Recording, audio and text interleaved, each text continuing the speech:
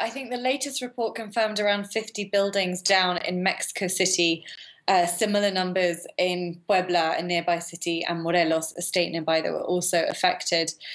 There doesn't seem to be much logic to which parts of Mexico City have been the most devastated. Right where I am in my building, miraculously, it was fine, but just a few blocks from me, there are a number of buildings that have collapsed. And this is a nice, middle-class, leafy part of Mexico City.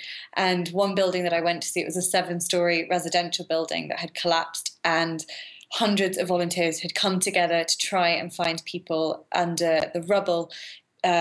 People had formed human chains and were passing the rubble along with their hands. But hours after that rescue effort had begun, there were still no signs of life from that building when I was last there. And that scene is replicated around the city and in neighbouring cities tonight.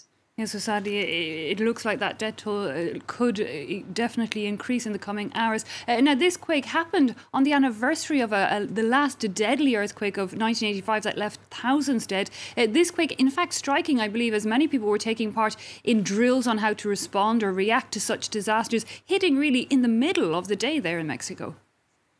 Exactly. I mean, today is a day every year when earthquakes are very present in the minds of Mexicans. Many people here still vividly remember the horror of that 1985 earthquake that killed thousands of Mexicans. And so we had just carried out drills and protocols around the city to check responses. I'd already, run to my hiding place this morning when I heard the alarms going off. And then the real thing hit. So I think many people didn't realise that it was a real earthquake and not part of the drills. I'm not sure how that might have affected the emergency services who'd already been out carrying out fake responses to earthquakes all morning.